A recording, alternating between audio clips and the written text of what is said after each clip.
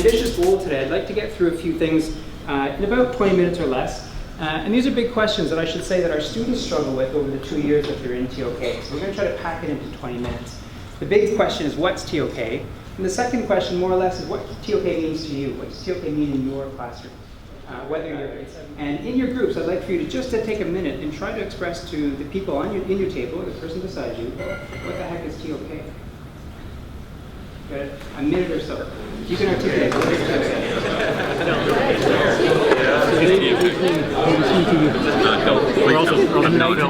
The question is really, what isn't TOK? It's good. It depends on your perspective, obviously. Huh?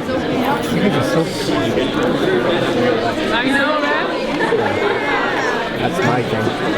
I think it's a great course. I'd love to teach it. It'd be fun.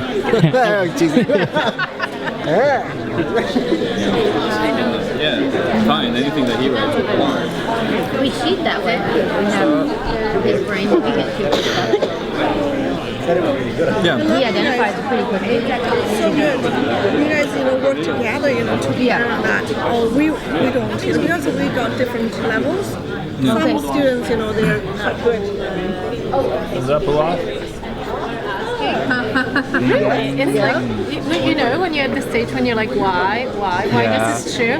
And then the school shuts it down on you for a long time, right? And then it comes back in MYP and back, right? So you're allowed to ask and start questioning why things exist. How do we know that this is for sure true? All these annoying questions from when you were 5, 6. And these are your kids now. These are the same. Yeah, and I think about it. When you're reading that way, essay, you're thinking of the same thing, but in another yeah, obviously mature, in a different, sophisticated way. yes, it is more mature, sophisticated, obviously, but it's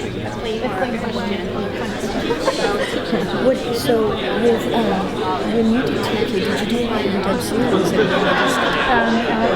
Anglo-Chinese school. Yeah, I didn't get to do like teaching? I think it's such a breath of fresh air because you get to bring in a lot of I suspect that we're probably not going to come up with one clear, good definition of TOK, at least right away. But I suspect that one other way to go about it, rather than saying what TOK is, we can at least hope to develop a flavor of what TOK looks like. What does TOK look like in the wild? And to do that, what we're going to do is we're going to understand a little bit better, hopefully, what a knowledge question is. And in TOK, a knowledge question is really the bread and butter of what we do. The kinds of questions that we ask in TOK are called knowledge questions. And the task that I'd like for us to do together is to try to distinguish what makes a TOK question or a knowledge question just that. What distinguishes a TOK question from what we might say is just a normal or subject level question. So I'm going to show you some examples.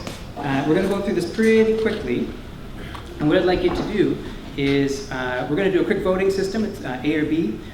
This is a claim that might come up in a geography class, my geography class, where I might be talking about carrying capacity, and I give a definition, right? So there's 2 different questions that could come up in my class, and we'll do a quick vote in just a moment. I'd like you to get a sense for which one do you think is the knowledge question.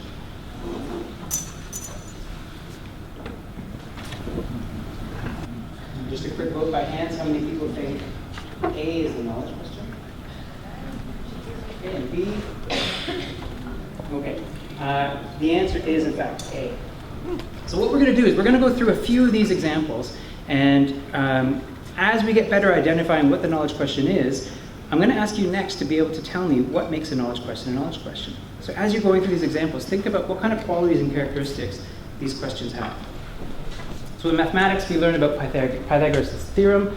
We know that right angle triangles, the square of the hypotenuse is equal to the sum, the squares of their 2 sides. 2 questions.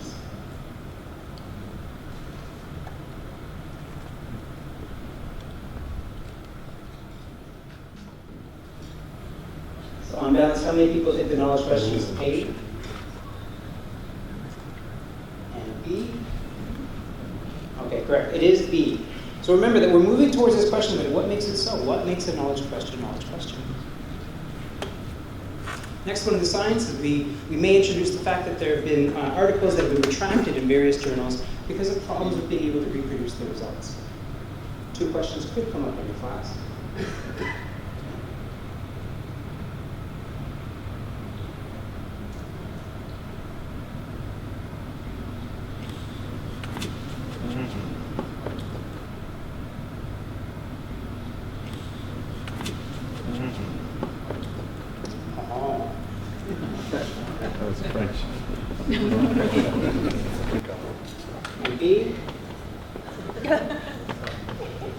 I would say it's actually both.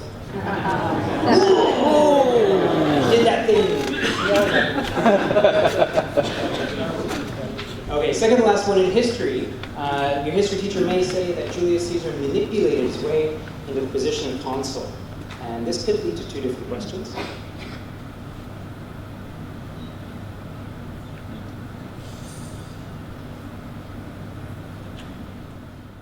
For A and B. Okay, so clearly we're getting better. We're zooming in on what it is that a knowledge question is, right?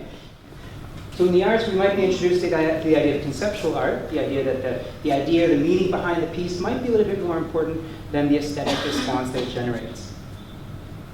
This could lead to two different questions.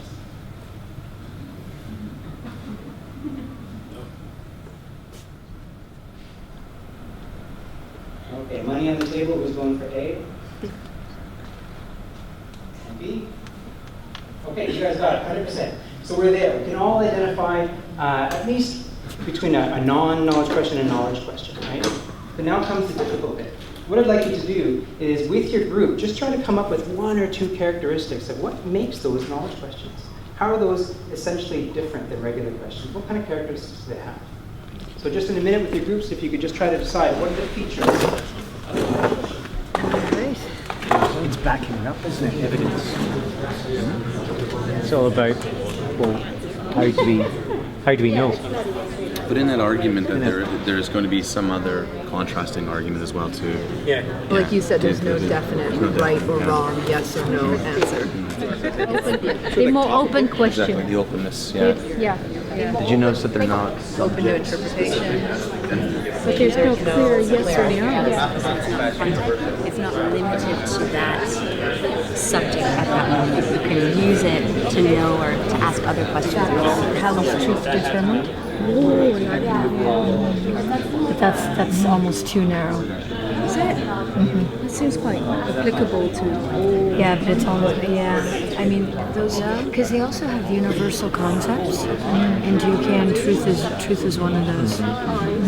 Culture is another. Technology, belief, those are four of them.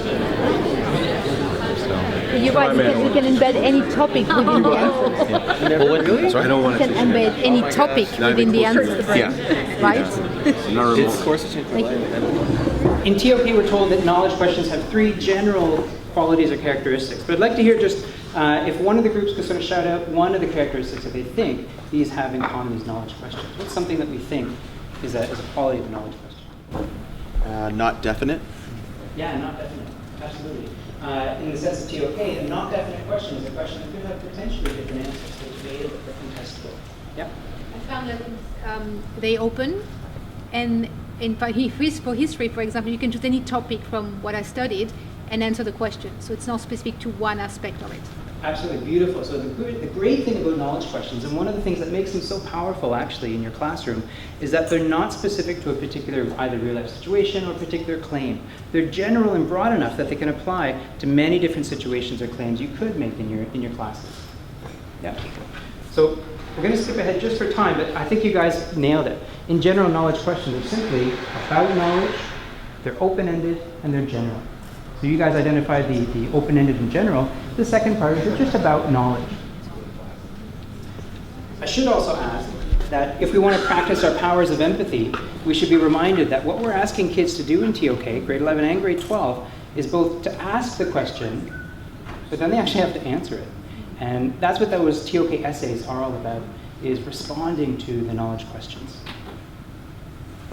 So does everyone see how these are, at least at some level, pointing towards a knowledge question? I would say these are actually all knowledge questions. So moving towards the end of what we're doing today, I want to ask us, and there's only a couple people in the room that could probably answer this, is what makes these knowledge questions particularly special? The answer is that these come from the grade 7 humanities curriculum. Whoa, yeah. I went up to John Field's office the other day and told him that I was doing this presentation, and it was actually Catherine Ho that suggested I look into some of the key questions that are being asked in different departments. And he literally opened up the first page And these were the first sets of questions that we saw. And these are knowledge questions. And so at least one of the takeaways that I want to, for you guys to come out with is that these knowledge questions are not specific to TOK, nor does asking and answering knowledge questions start in grade 11. That what we're doing in the MYP, what we're doing throughout the IB continuum is working towards students being able to be successful IB learners, and that TOK essay that you all read was kind of like that materialization of all that great work that started way back down the line in the continuum, not just in grade 11. I think it's also worthy of note, Dave mentioned this just now, is that the essay that you read, a lot of the ideas, most of the ideas probably, in that essay didn't come from TOK class at all. It came from the subject lessons. What that kid was talking about math and about art, didn't come from anything that the TOK teacher probably would have taught. That came from their experiences in the IB with math and art throughout his experience, or her experience. So final TOK takeaways, just before we end. Can we please have all the TOK teachers raise their hand, please, so we know who you are? Okay? That's, of course, a trick question, because we're all TOK teachers. Now, what we do in the MYP really is foundational, right? When you're asking those debatable, conceptual, factual questions, you're building the framework for success in the IB, in particular TOK. And I think that's not, by the way, random chance. That's by design. And finally, TOK is the part of the core of the IB. And just for those of you that don't know, I suspect most of us do know, but it's so core, so fundamental. Our students' ability to engage with knowledge questions is so important that the IB has told us, and they've made a rule, and again, you probably know, that if you fail TOK, you fail your entire diploma. You could get level 7s in all your subjects, but if you fail TOK, according to the IB, you haven't met the requirements, right? So we start off with the question of what is TOK, and what I'd like to do is offer you my own kind of short answer to that question. And at some level, this may seem kind of, I don't know, wanting. And the reason why is because TOK is so many things to so many people. And what I'm going to suggest is that for our purposes, we can just understand that TOK, the fundamental founding or guiding question is how do we know? And what that means in your subject level, or subject classrooms, that probably translates into how do scientists know? How do mathematicians know? And what that leads to, the overarching question then is TOK being an exploration as to what is the nature of knowledge in math? What does it mean to know in science? And as long as you're helping to build that foundation with your students, asking those big questions about knowledge, you're doing your kids a service, you're doing the program a service, and probably your teaching will also become a little bit more exciting for you, I would wager. So with that, that's all I have to say, and I'd just like to remind that TOK, we have an open door policy. We would love for you to come into our classes if you want to observe a lesson, if you want to be part of a lesson, if you'd like to lead a lesson, we can all make that happen. The next topic after Chinese New Year is the arts. So all the English and arts teachers are certainly welcome to come. Thank you very much.